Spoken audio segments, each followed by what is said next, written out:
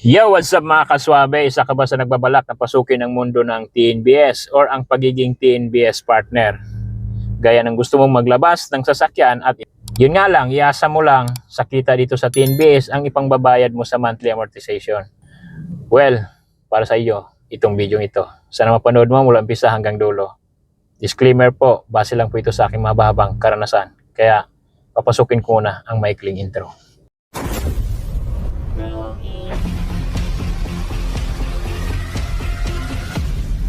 Katanungan, isa ka bang empleyado, gusto mo maglabas ng sakyan at ipamaniho mo at tatanggap ka ng boundary kung kaya nga ba itong babayaran ng monthly amortization? Well, kung makakuha ka ng driver, kayang bayaran basta ang ilabas mong sasakyan ay sedan. Kung kaya mong alisan yung trabaho mo at ikaw mismo ang magmamaniho ng iyong sasakyan na ilalabas, basta masipag ka lang, kaya mo pa rin bayaran ang monthly amortization. Basta sedan pa rin ang iyong ilalabas na sasakyan. Bakit nga ba sedan car ang aking mairekomenda? Dahil ito ay low monthly amortization at low cost of maintenance. At may rekomenda kong brand ay itong Toyota Vios at Mitsubishi Mirage G4, yung top of the line. Kung practicality ang gusto mo dito sa Vios, go for manual. Dahil mas pang mahabang gamit, pang mahabang mileage, advantage ang manual. Yun nga lang, nakapagod sa city drive. Pero kung kaya mong sundan ang preventive maintenance, go for CVT transmission or automatic para convenient sa pagmaniho sa city drive. At kung dito ka naman sa Mitsubishi Mirage G4 ay kunin mo yung top of the line dahil mas in-upgrade nila yung quality sa pangilalim. Isa na doon yung wheel bearing.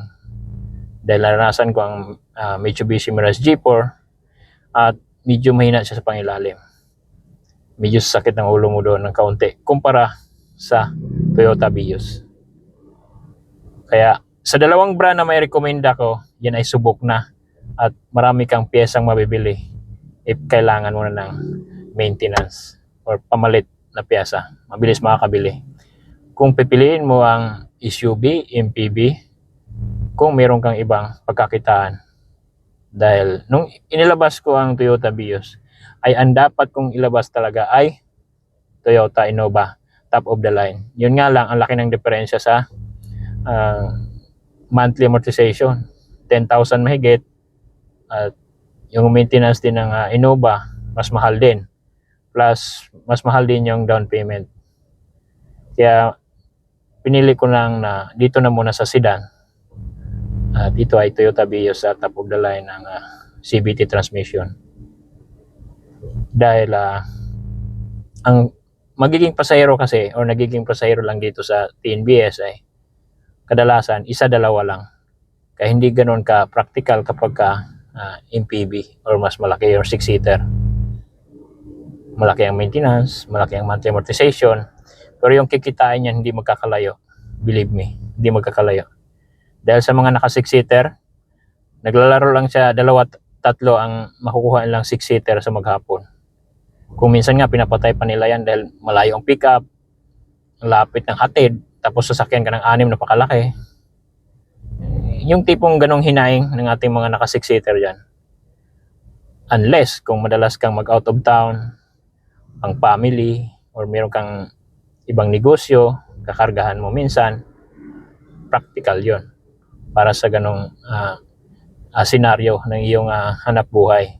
Pero, base sa umpisa, kung maglabas ka lang din naman ng sasakyan at ipasok mo sa pagiging TNBS partner at doon mo lang iasa sa kita mo ang ipambabayad sa monthly amortization, go for sedan para hindi ganun kalaki yung magiging monthly amortization at cost of maintenance para masurvive mo na magbayad ng lahat na expenses galing lang sa iyong kita sa pagiging TNBS partner.